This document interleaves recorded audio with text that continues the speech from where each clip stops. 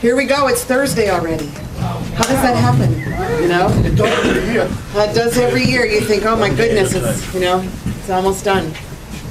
That's scary. But anyway, you guys are doing such beautiful, beautiful, beautiful carvings this year. I'm just blown away.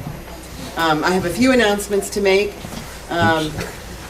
Number one, we all know Uncle Rob and Gino, and they're saying, please finish your piece, place your number, and push it up to the street to place it in the auction. They will move it to the auction area, but as soon as you're done, please let the grounds crew know so that we can get that going and get it set up. Now, we had a call yesterday, one of our local business, what? Which tag goes where? There's 2 tags for your auction. Your small tag inside your big tag is in a Ziploc bag at the tack. Pull that out. Don't take it out of your Ziploc bag. Take the tack out and tap it right onto your piece. Okay, and the other one you hang on your tent. On your tent, yeah. There you go. That's Sally for those of you that don't know. Tomorrow morning we had a generous donation from one of our local businessmen, free breakfast at Joey's Bakery tomorrow. Carvers. Joey said, Tony said he'll be set up as early as 6 a.m. So it's a buffet, breakfast buffet. Wow. So dinner tonight is at Elio's and it's also free. It's a beef ravioli, and Rosa does a good job on that, so I hope you all come to that. And then tomorrow night, I want to go over this because we won't be here tomorrow for announcements. Tomorrow is just all carving day, and it's at the Eagles. And I don't know if those of you that remember Francis that cooked here last year. Well, Chef Francis is cooking down at the Eagles tomorrow night, and he's doing a stuffed chicken breast, and it will be good.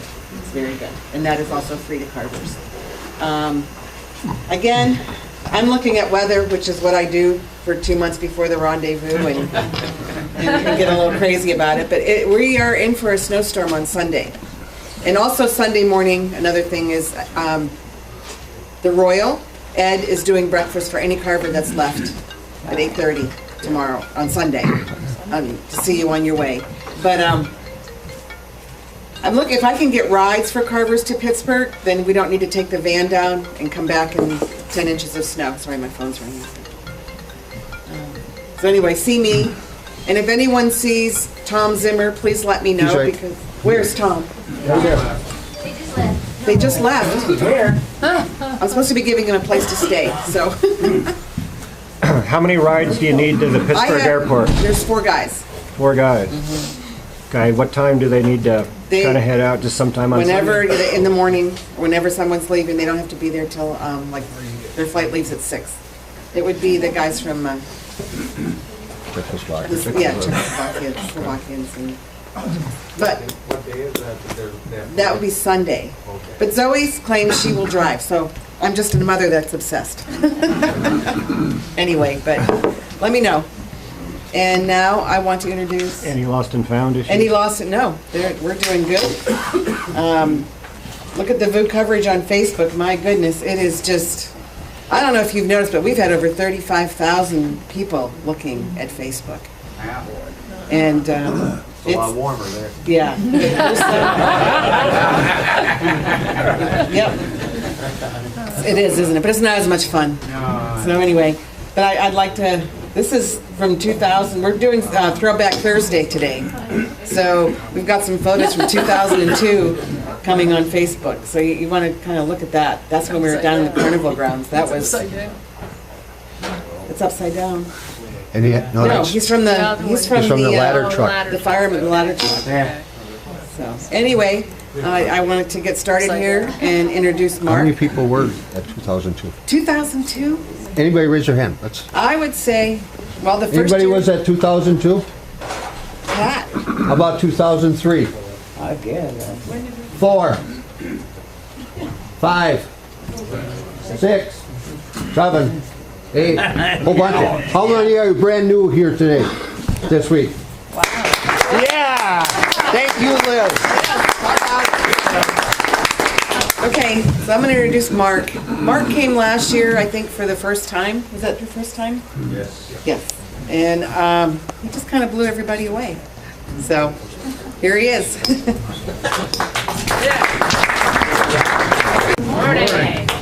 I was going to share a little bit about myself first and how I got started in wood carving in general.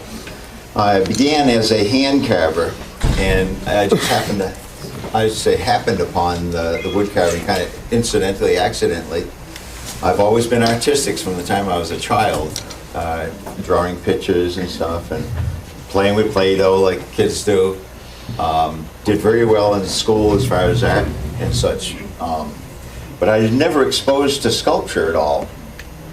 And in the process of time, I see sculpture in churches and on buildings, and I'm fascinated with it, absolutely fascinated with it.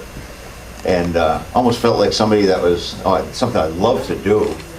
And but I never had my hands in it, and I never knew anybody that did sculpture as a living or even a hobby at the time. Grew up in a poor family, kind of relatively in a small town. And it wasn't till after high school, quite a number of years ago, quite a few, that I picked up a 2x4, a 2x6 actually, and I cut off a little piece of it, and that's my first carving came from that. And I'm going to show you that piece in a bit.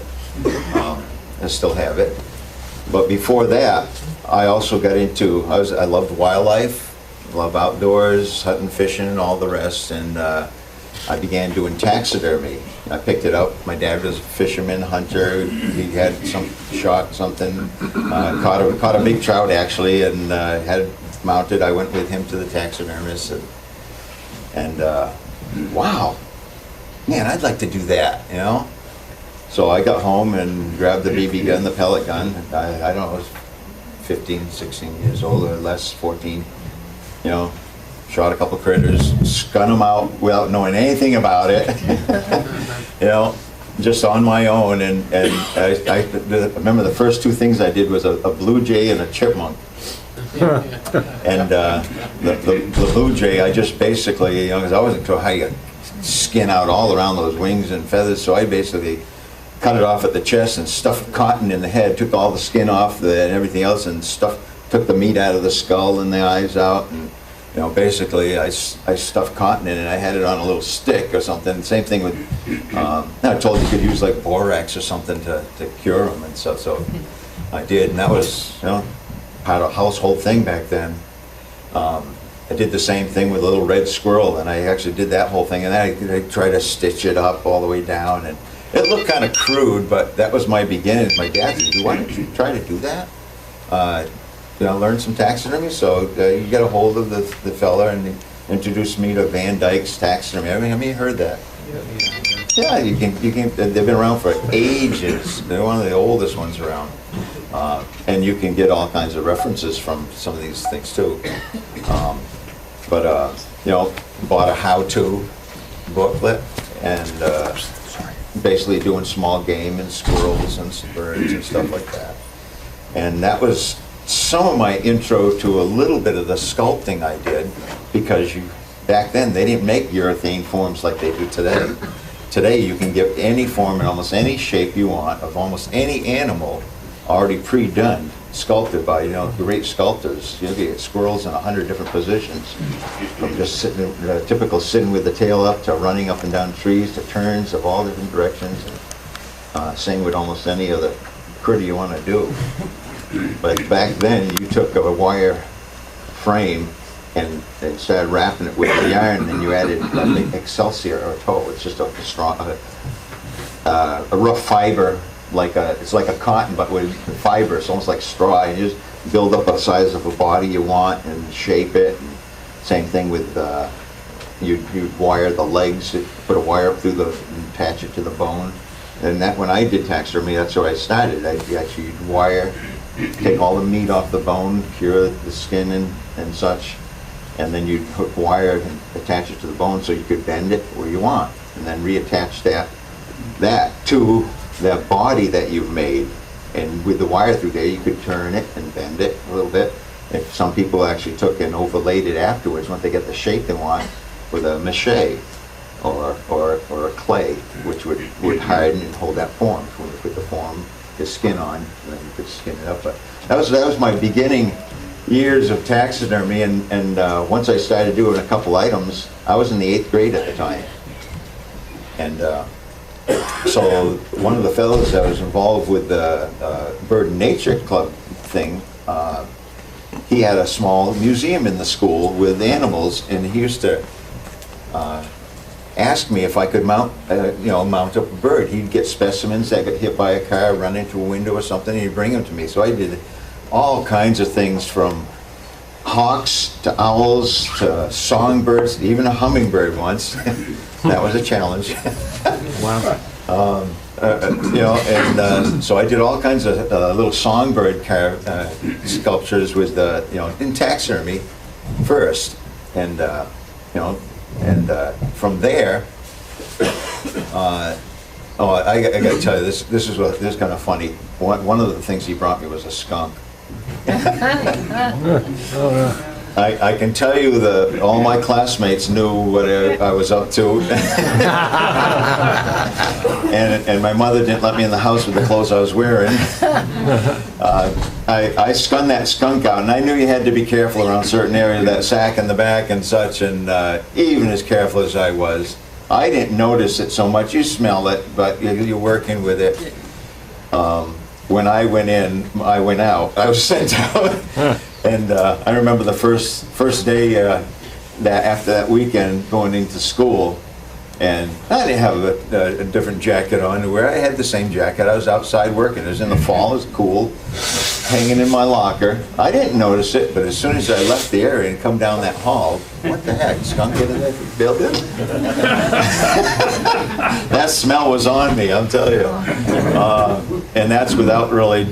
You do a little damage, but I mean, it was a learning experience. I've done a few others, very strong scented animals from that. Fisher cat one is horrid. Coyotes are bad. Foxes are bad. They have all the pungent odors to them at times. More so during the mating season and stuff too. But that was my beginnings doing taxidermy, and. So actually, there's a nice picture of a fox I did for a friend of mine quite a few years later. I did taxidermy for 5 or 6 years, just on and off, as they brought me specimens and stuff, and did a few whimsical things by like taking the wings of a pheasant and attaching it to a squirrel with making 2 squirrels attaching the tails together. They talk about piecing things. So he didn't have a bushy tail; he had like a lizard tail, but it was all fur. Put wings on it and freakish look on its face, And that stayed around for a little while till one of my sisters couldn't stand looking at it anymore. But from there, actually, I got into, when I picked up this wood, and I'm going to grab the piece.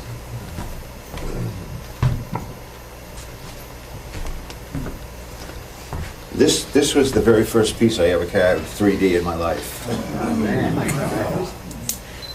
I've always been artistic, and I played around with sculpture. I did a little bit of relief carving, just here and there in school as a project come out. This was part of a 2x6, and I cut off a section because there was a knot on one side. I never had a single carving tool when I made this. I used the scalpel that I used in taxidermy, which I had modified. It's got a swoop blade and an inside. I sharpened it both inside and out, and that enabled me to cut and get all the details of the antlers and such. But that was my first wood carving in 3-dimensional. When I first started carving this and blocking this out, I had a hacksaw. I'd cut in here, and I'd cut in there, and I'd cut here and try to get the bulk of the stuff out with a hacksaw. That's the tool I had. I didn't even have a coping saw, which could have got it in around the corners. I had really a 1/2-inch wide blade hacksaw and such.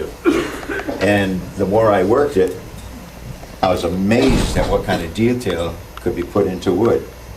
And that got me the carving bug. And from then on, I began carving almost daily. And people see what I did there, and I was introduced to some other carvers, the New England Wood Carvers Association, which I'm from Massachusetts, so National Wood Carvers, and decided joining the membership of those clubs. And met a lot of great hand carvers who encouraged me to go to competitions and stuff. It was funny, the very first time I ever displayed this piece, it was at a local gallery. Somebody, a local fella had started, he was out west for a period of time, come back to the east and opened up a little gallery in town. And somebody said, you ought to go down and see Jim, you know. And he had a little gallery, he's doing a little show in the spring, and this was like in the first of the year. And so when I went and met him, he saw my one piece that I had. Oh, you ought to bring your stuff down. I got a show going in April. Bring some of your carvings down. So this is the only one I got right now. How long have you been doing it? Well, I just started this. I probably started this one sometime in November or December, and this is January now. It took me a couple of months working on it, playing with it. Oh, you know, I'm working full time at the time, and this was in 1992. Just to put a reference and date. How old were you? Well, don't ask me math questions. Your teens? I'm 61 now. Yeah. But that was my first piece, and I met another carver says, don't miss Cromwell, Connecticut, which is the New England Wildlife Art, Wood Carving and Wildlife Art Expo.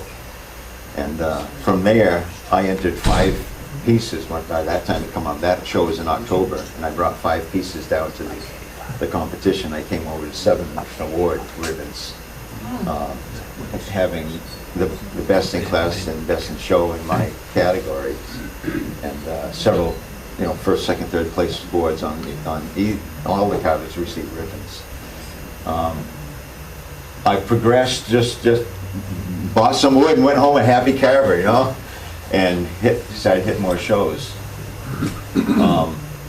I believe what I have is a gift. I've never taken a lesson. I've never taken a wood carving lesson whatsoever. I've sat in on a couple seminars like a similar thing like this, and sat in with a couple carvers at shows that I went to twice since I began wood carving with hand carvers. And one of the pieces doing the lady that's on the table over there with Wally Luth at the International Woodcarvers Congress show, which I did. I don't remember what year it was. But he was doing a thing on human figure, or the female form, and that was started from a cutout that he had, and you had to just basically carve. You give an instruction. You learn things from other carvers, you know, but it's all done by hand. And when you know, all of this is kind of coming together to say one thing: what I do and what I have experienced and what I can put into artwork all has to do with, for one, first thing is I believe it's a God-given gift. I believe if you have a spatial gift and you can sculpt, it is that. There's other people that you can give them a saw, you can give them a tool, and they can spend as much time, but there's people say they can't draw, and they can't. That's not their gift. You're gifted, so use it. And the other thing is it progresses by the way you observe. And that's kind of what I want to lean toward, and some of what learning how to observe and how to look at things, and looking at things a little deeper than maybe you have before. That, being a taxidermist or part-time, I began to look at how things are put together. You had to, if you're going to put them back together. Does anybody understand that the term taxidermy, what it means? Taxi is to move. Dermis is skin. You move skin. You actually taxi it around. You move it into, but you want to reproduce or replace it where it's supposed to be. You know, and I'm sure you've all seen good taxidermy and bad taxidermy. I got a photo album over the table of some of the stuff I did early on. So something kind of moving on with your art form, no matter what kind of item you're tackling, whether it's realistic, whether it's abstract, or anything, you're trying to get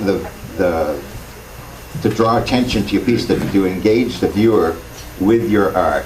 You know, if you can get somebody to say, "Oh, I like that," that's kind of what we all love to hear that phrase, and that it's both a personal booster, and you know, you've made someone else pleased. You've given some enjoyment to someone else, and they can possibly be your buyer, your purchaser, the one that, you know, helps you to feed your family, and you know. But one thing, bottom line, I don't carve for the money. I trust God for the money and to bring me the customers. I just carve because I love to do it, and I do my best at what I do. I'm trying to learn, and that's been a great experience here. Last year I learned a ton just from seeing what other carvers are doing. And honestly, you may think my stuff, like Liz said, I blew people away. Well, I look around and I'm blown away at the artwork and expression and stuff that's out there right now. It's just fantastic. I mean, there's some great artists, and all should be, you know, given some notoriety. And I would definitely say there's some incredible artists right here in Ridgeway and elsewhere. Something you notice some of these pieces, you know, there's theme. If you're going to have a figure that's looking, there's certain aspects that help that whole direction. It's not just the face, but sometimes it's the form, the way it's put together and designed. So you've got you know, flowing motion and lines, and like up there's an illustration of a flower I did. It's abstract, but it's moving. It's got some motion to it. There's nothing real to life about that. Yeah, it's got some good flow to it. I don't. To me, when I look at that piece, for instance, you're drawn to see the whole thing, but you're drawn back to that central flower again, and your your eyes are just kind of playing around the piece, and that's kind of something when you do. The same thing happens when you do animal figure. If you ever notice that antlers on deer can go in all different directions, but there's a sense of a flow to everything that kind of works in the piece. When a person is standing and turning and stuff, you've got a movement that takes place, and observation of what happens is part of what you want to emphasize. If you've got a stretch on one side, you've got also wrinkles on the other sometimes, or a bulb building up of fur. So I mean, the musical notes up there kind of giving an illustration. You're creating a harmony within your piece, and that, I would say, includes your bases all the way up.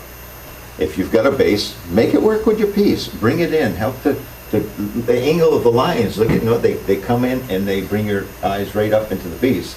Your eyes ain't going to stay focused. You may look at the base of a piece to start with, or not likely, but you may look at it in the process of time, but you're going to go right back up this leg or right back up the front and into the heart of the piece, you know.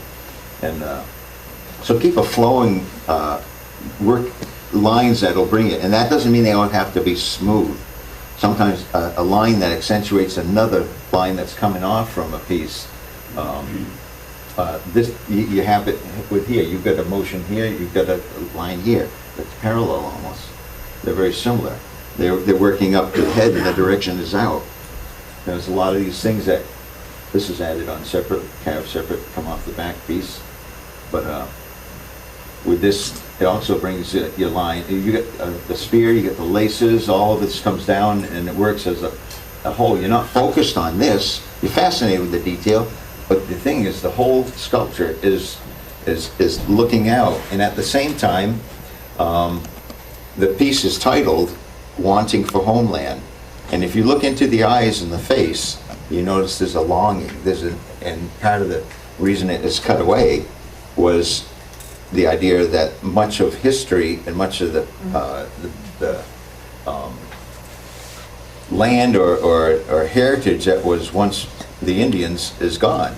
So there's a sense of a longing and looking, and even the fingers touching around, you sense you feel the ground for motion. In that case, for hope. You know, so a little you can say stories with pictures. You know, and try to think about your piece in that regard. You know, putting a whole piece together, not just for the visual, but for the mind and intellect too. Let me jump to next. Yes, I was going to bring a couple of wings with me, which is kind of interesting. I've got some in my van over there, but within nature, birds, animals, reptiles, flowers, plants, you see this repeated patterns and things. A lot of repeated patterns. You know, when you look at, like here's the illustration of the rings on a tree. They can be different sizes, but they still work around the heart, and patterns on various groups of feathers on a bird. And within that also, some of the repeated patterns I would emphasize is every animal has a bone structure, has a skeleton. And so there's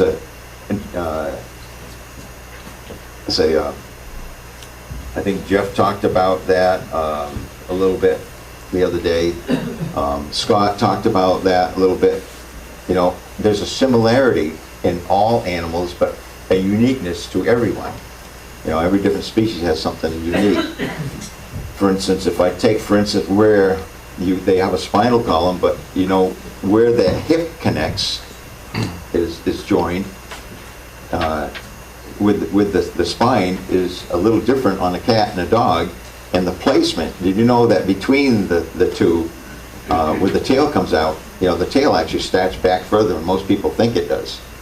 But that whole rump section has a variation of flexibility depending on what animal it is, and we'll lead into some references about looking at some of that down the road a little bit.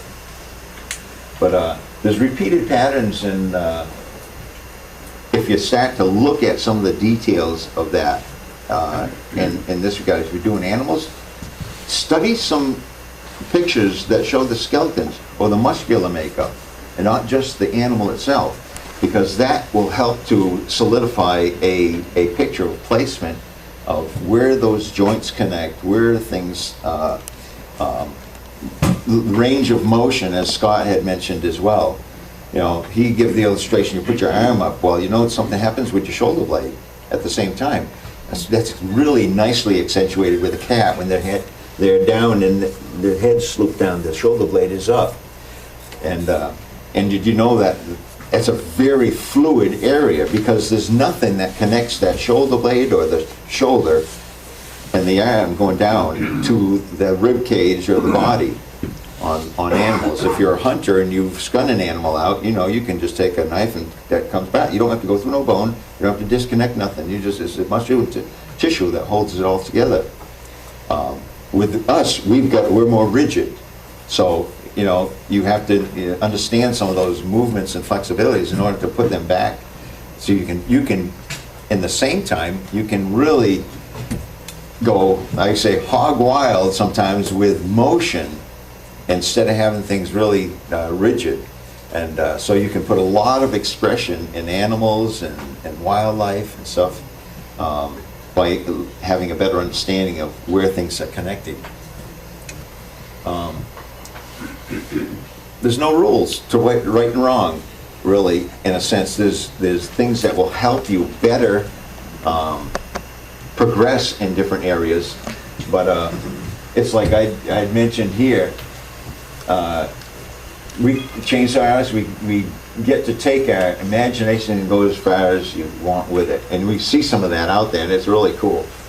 But whatever you design there's some basic principles that you want to attain to. If you're doing replica work, if you're doing a particular animal, stay within what that can, you know, you want to keep it believable, in other words, unless you're really going for wild and abstract. But I mean, and it doesn't matter what style of carving you're doing, this is stylized. There's no fur on it, yet it holds lots of realism to it.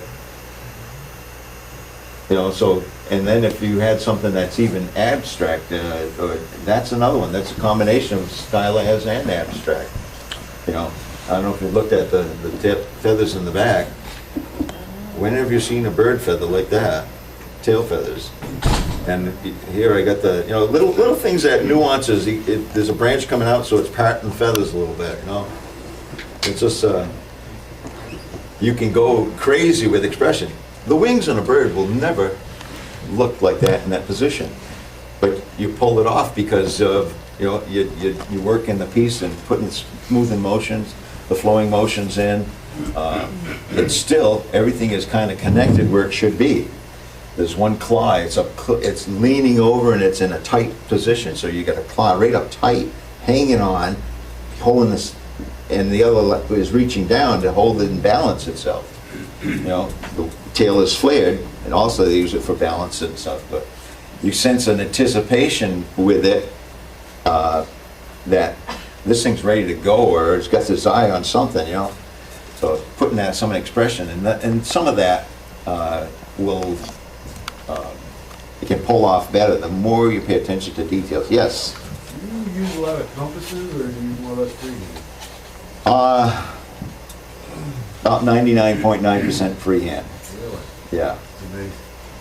Yeah, I don't do a lot. Well, this, when I'm doing, I'll get into some of that too a little bit down the road as far as drawing on your piece. I redraw often, you know, when I'm doing pieces like this, because if I want to keep my eyes symmetrical, placement of them, and that holds as much stroke, maybe even more so when you're doing a bigger piece, because if they're off, you notice it more. I don't have a perfect carving. In my eyes, I see flaws in all of them. So I mean, but you get them as close as you can, and you can make corrections if you don't go too far with things. I work slowly, I do. If you're trying to make something look alive, then, as it says, give it some motion. If I had this thing standing straight, you know, looking one direction, you'd lose that sense of expression, tension, majesticness, you know, with here. Same thing with the bird there. If you have it just straight, you're losing a lot of that artistic flair. It's tougher to turn them, because now you have to think about a little bit more about your anatomy and what is happening with that fur, what is happening with that feathers. And in the process, you know, there's tons and tons of references you can look at.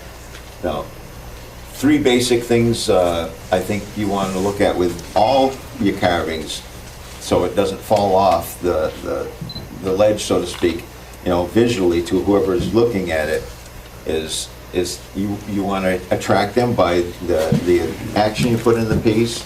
You know, that's what I'm kind of trying to put more life into carvings. You want to have a sense of symmetry, of balance to about it. I think this is a good illustration. There's, I think, a very good balance to the piece, and yet if the bird was just standing there with legs beside each other with the wings up like that, it would look awkward. But pulling it apart helps to give that sense of tension, that balance to it. So it's not always just keeping it in the weight of the piece and forward. Balance I'm talking about is how the distribution of weight is placed when motion. So if something is, if you take bicycle, who ever rode a bicycle? Pretty much everyone, I imagine. Okay, when you're riding a bicycle, at first you're rigid, but once you get to ride it, now if you want to go to a corner, you just go around the corner upright. You've got to lean into it. Same thing with your animals. If you've got the thing, an animal that's turning, stretch a leg out, turn the head, and it's going to be pushing off, but you want that focus to be moving forward. And sometimes you capture that. You can do it with the head up, with an alert pose, or you can do it with the head down, but the expression will change whether it's up, because that looks like a sense of fear. Down will get a sense of aggression quite often. You know, it all depends on how you capture or what kind of a look you put into the eyes, and that's a matter of using from references and such. A good illustration. Look at the dogs there, for instance. You know, when they're stretched out running, I mean, look at how the head is kind of tucked. He's got his focus forward, and you've got one with the head up a little bit, but that's going to alter as that gait goes on. And you notice how you can stretch out. You also see in the process, if you take, for instance, from the tail, go right up over the back, and right up into the nose and lines, you've got a flowing motion that takes place. Same with either one of those. And also, if you take the front legs from where the toes come up, you can bring that almost like up the leg and again back out toward the motion of direction. You know, when it's in full gait with the legs underneath it, so to speak. The same thing. You've got a nice flowing motion. The curve of that hindquarters on the one that's stretched out, you can start from the feet coming right up, and it kind of comes right back up to the nose again. Those lines and putting that kind of motion or be conscious of those lines in your carvings will help to give a piece action, and at the same time, you know, remember where the joints are connected. When you start a block out of something, I always kind of put a little dot or a circle where the shoulder socket is or where the hip socket is, and there's tons and tons of references. We'll introduce to some of those. I'm sure some of them have been. When you have birds that are flying, if you notice that a lot of carvings, my first one, you know, I started kind of grandeur, but a lot of times when people are carving, they'll do wings out straight. If you just curve the tips up, doesn't that add a lot more sense of wind resistance and a sense of motion? But something I wanted to bring out, this is something I actually recently learned, you know, and looking up for this project here. I'm gonna say I thought the bird's wings were much more independent than they are before I started looking up to talk on this, and yet I've done taxidermy, done birds in flight and stuff, and usually you made them kind of mirror each other. But when I'm looking at references even more, it more solidified that in every picture, each left and right wing is almost identical to each other, whether they're turned or whichever way they turn, which is, you remember that when you do your carvings. If you're doing an abstract, you can go crazy and do something weird, but there's got to be some kind of balance to the piece symmetrically to pull it off. I mean, those are good illustrations with those owls, with the chickadees, with the hawk, you know. So no matter what position they are in, there's a sense of uniformity. That doesn't mean that every feather has to be the same. Some are going to be catching more wind because of the force that's applied in the turn of the bird or the figure. So I mean, take a notice, the wing patterns, you want to have a general consistency of left and right. I'm going to jump forward here, Mark. Okay. And yeah, this is a good illustration, a neat video clip. To show, watch the action that takes place in this this clip, and not that one.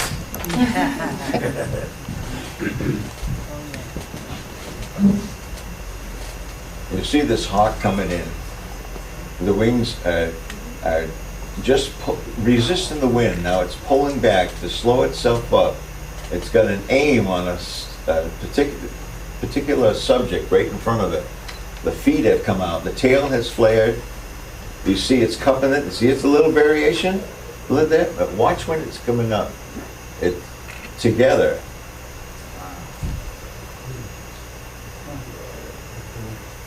And you see one wing was out a little more than the other, so they don't have to be perfectly matched every time, but the idea is that they're back, and he's got you.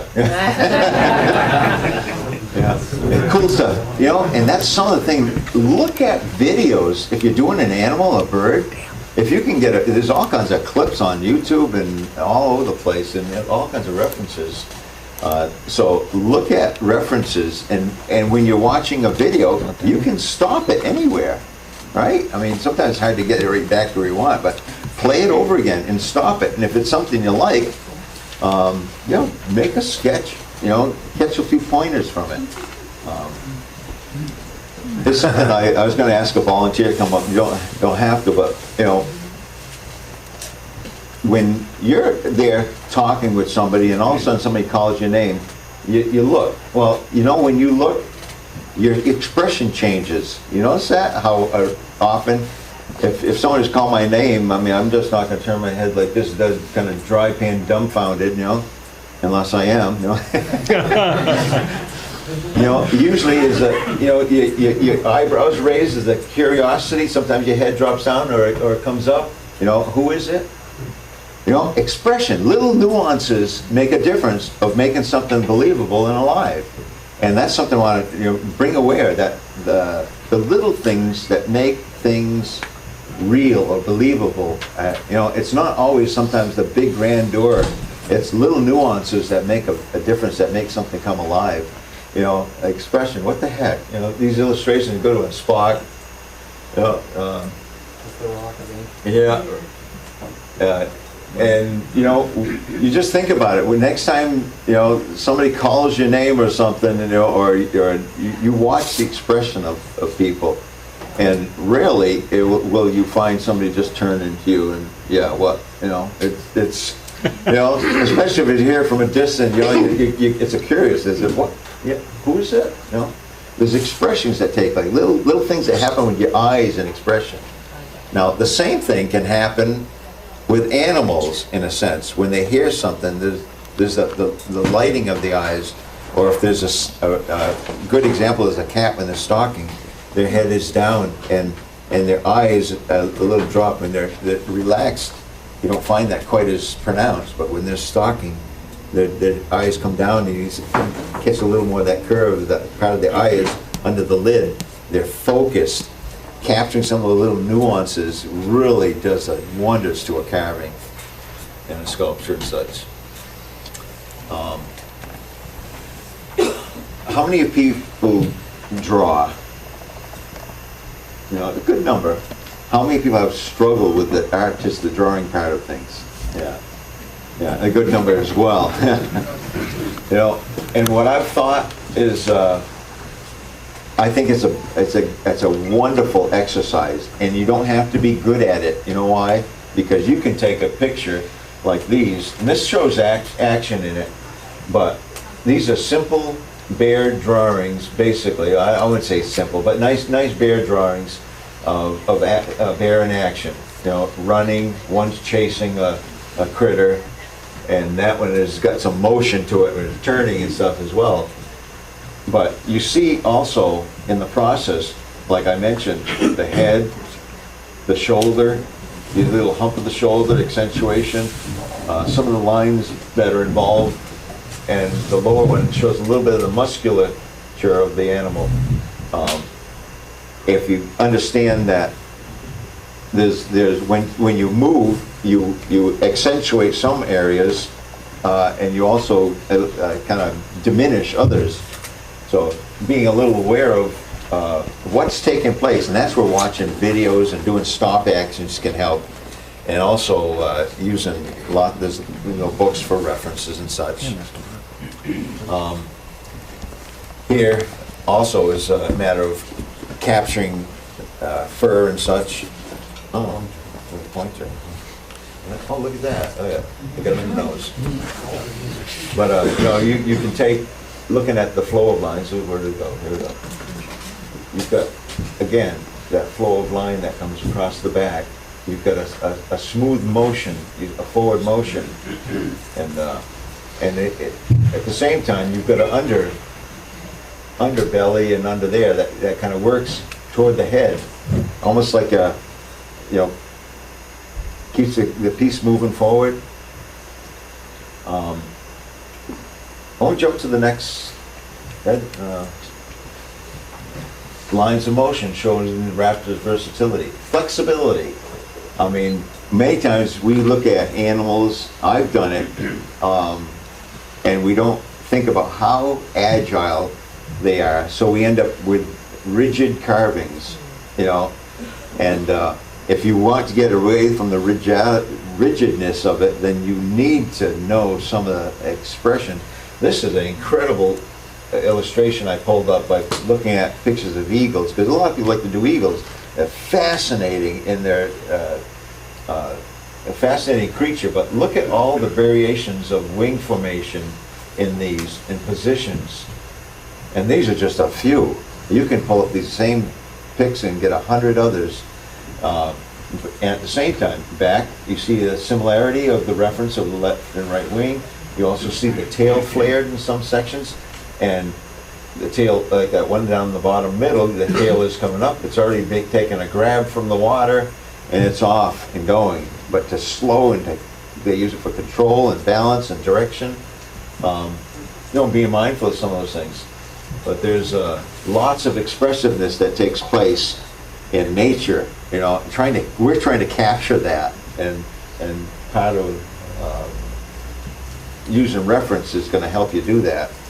Copy. If you can't, like I mentioned drawing, if you can't draw good, when you find an image like that, get it full screen if you can on your computer.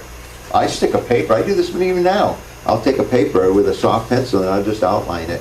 You know what that does? It helps to reinforce the strength lines, the basic lines of strength for that piece. If you've got other books and helps, then use them.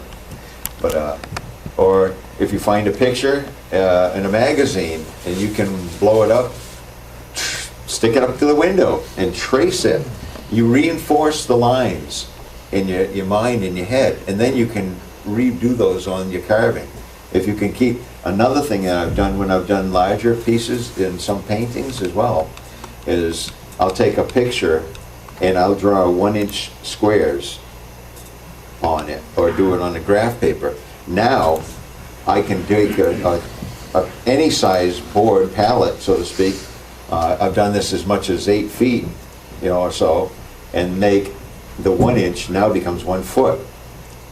And then I'll only draw what's in that and keep in mind where things lie, so the next line is connecting. When you're done, you've got a huge piece that is almost identical to your little piece. And keeping within the block helps you keep the perspective, and if there's variations, you can tie them easily, so doing things on a graph paper or actually works as well. Another illustration when I talk about drawing, these are a couple sketches I did of this portrait dog I had to do. I drew 2 pictures, and then there's a couple little ones I had done up above as well. But this was a customer order I had. They had a boxer. Yeah, there it is right there. They had a boxer that passed away that they wanted. It was just part of the family. The dog had gotten old, and at this time, the portrait I did was the dog in its prime. And when they came to look at it, they were in tears because I, really captured the look of that particular dog. And the fact the collar that dog wore was reminiscent of the one I have right on here. Had that little design pattern on it. And so, drawing a reference from, if you can draw from 1 or 2 sides. And again, you notice these pictures are the same size. I do that for this reason. I can bring my lines across to match the brow. I can bring it across to match the nose. I can bring it across from one to the other. For each of these sections, where this elbow is, I come right across. It's going to be right at the elbow to here and here. So I mean, it keeps your thing in perspective if you can draw it from 2 sides, or try to work it out. I never pick a simple pose, and I give myself a lot more time to work with. When you sit something straight, it's easy, but when you sit them on the haunches, then you have to think about the way the weight distributes, the balance, and you look at a lot of pictures. The dog's legs are no longer just sitting under them with the feet, and typically, and I looked at a lot of pictures, when it's sitting with one leg under it, the other one is kind of out in a position that it's relaxed in that position, and but you have to think now, carving in and out, carving and getting all that detail means I have to keep defining my lines so I can keep the perspective. There's another illustration I did. This is the carving right here, and there's the drawing side. This is my first sketch. In my photo album, I've got a little bit of progression shots. And this is the sketch I finally came up with, you know, to do. And what I did with this piece, I cut the major outline of this out in a bandsaw. You know, but here we're using a chainsaw, no different, just larger.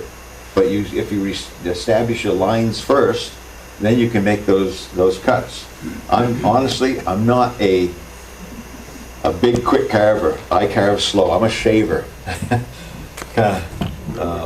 So I mean, in this case, I'm a whittler, you know. But you know, you can make some pretty good chunks out, you know, when you're doing pieces, keeping in mind structural stability when you're doing antlers and stuff like that at the same time. But you make those initial lines, and again, there's a flow to the piece. You know, make them move, make them bend if you can. Think about placement. There's another thing. I noticed a lot of carvings as well as taxidermy. I've seen a lot of this over the years where things are placed wrong. You know, your ears. You know, think about your jawline. You put your hand right in front of your ears and open up your jaw. You know what? Your jaw is in front of your ear canal, and it's up.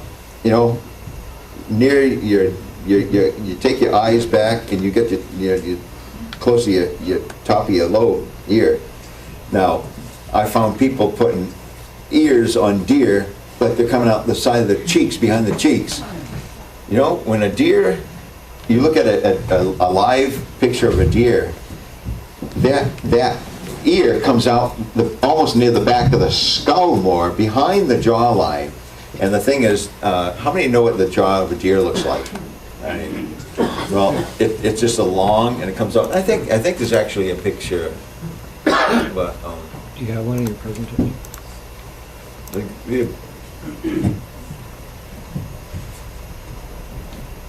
Look and see that now. You can see it on the left. Yeah, look on the one on the left there, and you see with the ears, it's almost linear. If you go from nose to eye to the ear canal, just drops slightly below, you know, and it's not coming way down on the cheek or off the neck. You know, the ear comes off the skull, it comes off the head. You cut the head off, the ear is still attached. You know, so you think about that. Behind that is your neck. You know, but the jaw, if you're doing an open mouth, whether you're doing a deer or a bear or any animal, think about where that jaw hinges. So I mean, if you're opening the mouth of a creature, I kind of like to almost put myself in the feel of that animal when I'm doing a carving, and so I mean, you capture that expression. If someone's looking at you, they think you're drank or taken too much, and all kinds of, you know. I try to feel the expression, and then when you've got that sense, you know when it's easier to keep it in perspective.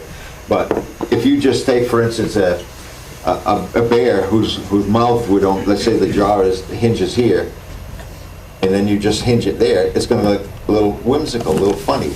That jaw should open from the hinge here, not here. You know, look like a bird beak. Yeah. So I mean, think about placement, and that's why I say looking at a skeletal form will help redefine some of the expression you can capture when you're doing your carving. I look at lots of reference all the time, and there's some of the progression pieces. A little bit of this piece here as I carved it. You know, I don't have the full blown from the very, very start, but like I say, it was just a block, cut it out with a bandsaw, just to get the outline, and from there it was just whittling away. Yeah. Excuse me, Mark. Do you ever do clay models? I never have, although I'm going to be probably on my next project or do a miniature because it's one that I'm going to have to laminate. I've never done any laminating either. So some of the talks we've had thus far have been quite interesting with those who spoke about putting pieces together. You know, references again, you know, if you want to copy realism, you need to understand the patterns, the lay of the fur, and even on a bird, there's all kinds of. Oh, I'm gonna point at myself. Go this way. I think. Don't look at it. There we go. Okay. Now, you've got a group of feathers. There's actually quite a bunch. You've got this higher bunch that comes up on the back of the turkey. The back of the turkey is only about there. These are about 4 to 6 inches tall on the back. It's all fluff. How do I know? Because I shot at one with a bow once, and all I got was feathers. You know. I missed a second guess my shot when I would have been right the first time. You know, I thought he was further away. And you know, you've got this shoulder. There's actually two different sections of feathers. It's one right there, another here on the lower part of that comes off the wing a little bit more. You know, look at the various groups of feathers, and you can do that with references too, you know, in pictures, and that'll help you add realism. Has everybody seen that turkey I got out there now? Yeah. You know, it's part of that is I got a background in taxidermy, but the biggest thing is not because I've mounted a bird before or several birds. It's because I'm looking and re-looking at photos of live creatures, not necessarily just somebody else's rendition of them or somebody else's mount. Look at live critters, you know, birds, animals. There's tons of pictures out there. So I mean, this is the one that's out there before I put the finished painting and cutting it. You know, so I mean, and for instance, just to take a turkey for example, when a bird is strutting, do you know what the position of the body is under that feather? You know, most just think it's a big blob and they put the legs straight down. Well, there's no birds that have their legs just going straight down. A duck will appear that way because of the placement of the leg in that lower piece in their center of gravity. They'll almost appear straight down. They'll balance on one leg, it looks almost straight. But the placement of the rest of that leg to get that position with the counterbalance of both the front and back of that body, it's good to know, because that way you put the leg in the right spot, you know. And again, it's going back to bone structure. You know, when you're doing that turkey, for instance, the body rears up while the legs stretch out a little bit. Typically, you look at a chicken, you know, the thigh comes off, you get the drumstick, and then that leg comes down. Now, when the bird is strutting, that elongates, that whole body comes up, the chest drops down a little bit, head comes back, and you get that bird is strutting. Now, when that bird, so to speak, just by reference, when the bird hears something, the head comes up, you know what happens to the tail? Tail comes down a little bit. You know, so if you did a full strut bird with the head straight up, it would be, to me, it would look inaccurate. You may fool a lot of people, but and when, you know, so it's a matter of when one thing happens, it causes a reaction, you know, and that's happening because of what's going on in the attention of the animal you're doing. Here's another good example of nice balance. Hawks are 90% feathers. You know, they don't have very big bodies on them. Lots of long feathers, hawks and eagles, you know, and so, I mean, if you look, the weight distributed through this whole picture here is very much, there's a little more tail forward than there is head backwards, and that's because there's actually, you know, the distribution of weight for that bird. And the position it's in, if it kind of stands more upright, it almost seems a little clear, but on the weight, there's very little weight to the tail feathers, but they still use all those feathers for balance and such. Here's an example, bird without feathers. You know, whoever saw a chicken, you know, without feathers that was still walking around, but this is a good example of what I'm telling you. The legs, if you put that leg straight down, what would happen to that bird? It'd topple over. So there's the thigh coming out, the drumstick going down, and that angles forward for balance. And if you notice, if you took a line from the front of that chest you know, maybe just at the neck and all the way to the tail, and divide it right in the middle, where the feet sit. They're right in balance with the center of that entire weight. So I mean, learning where these placements are, you know, it goes back to the structure again, the bone and muscle, and probably the skeletal frame. And when you're putting balance in things, that makes them really a little more believable. They're awkward, and it kind of pulls your eye off. Something's weird about that, you know. So it's good to reinforce that, you know. Again, I think I mentioned this already, but by putting one leg up, close to the body, the other down on a post or branch, you immediately create a greater artistic expression and an anticipation of suspense or action. You know, you can do a lot by just the placement of the feet of an animal.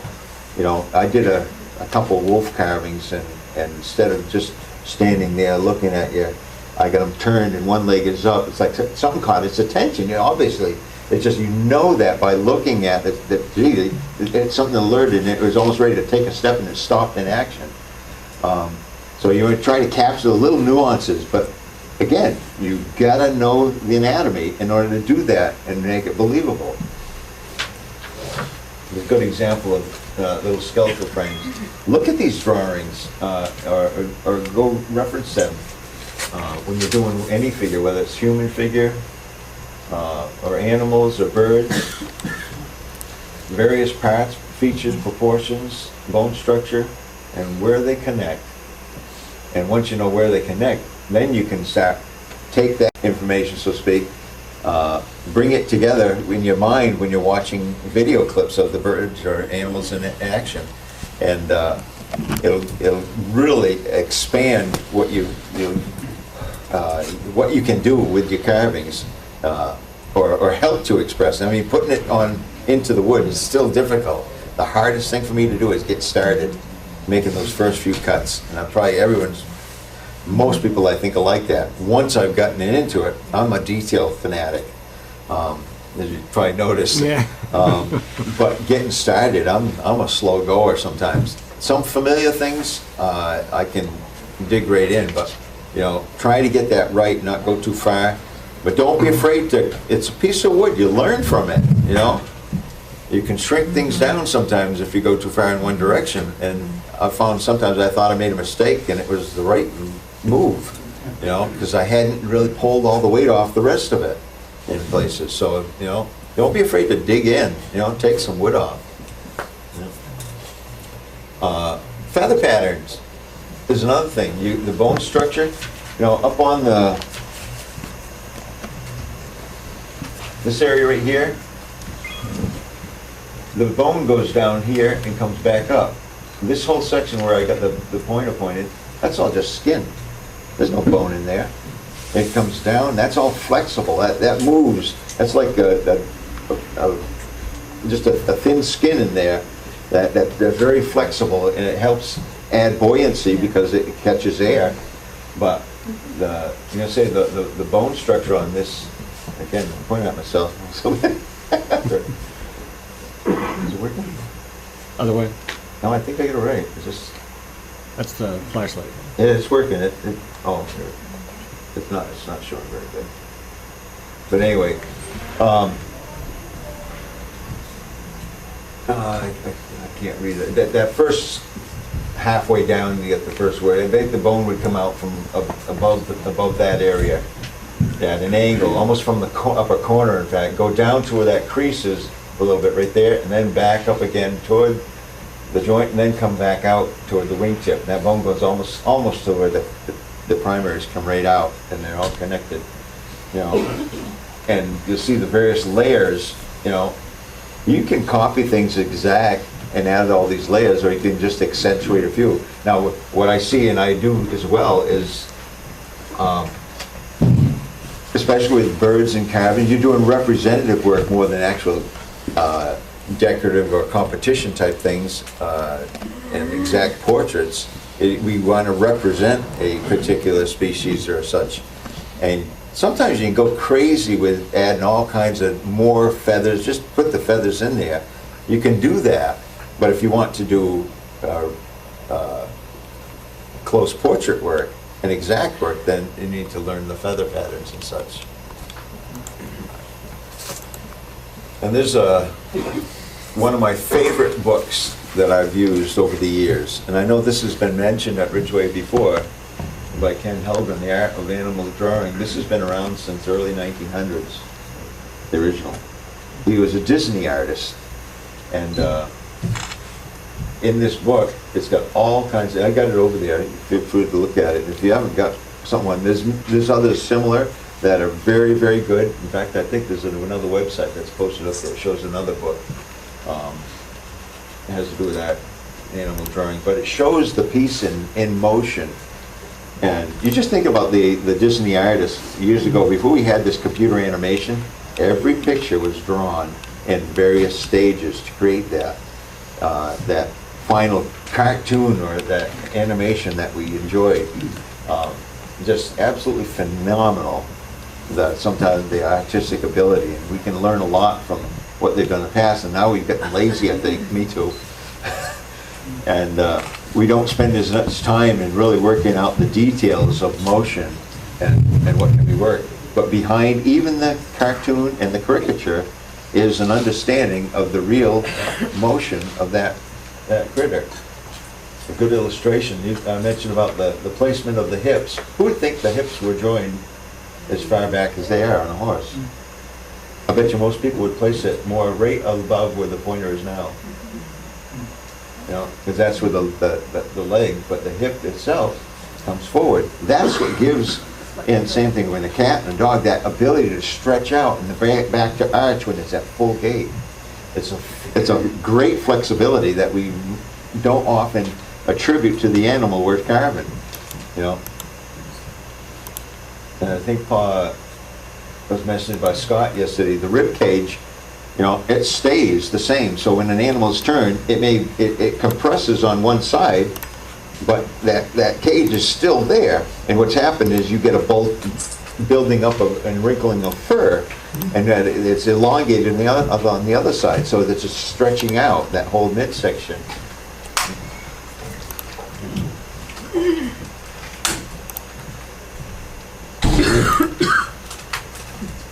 So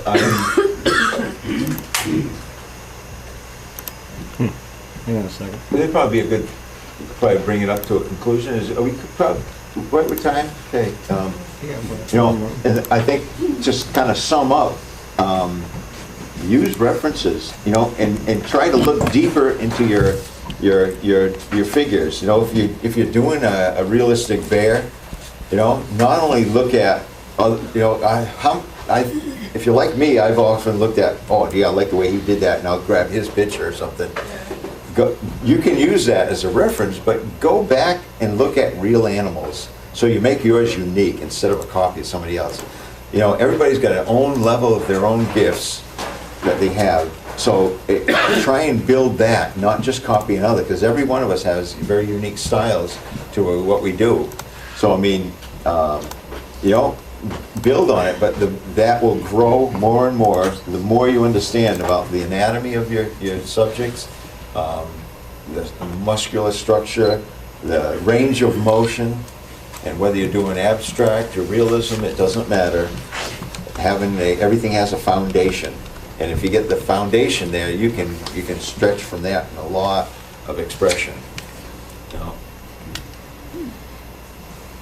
Carve and be safe. Yeah.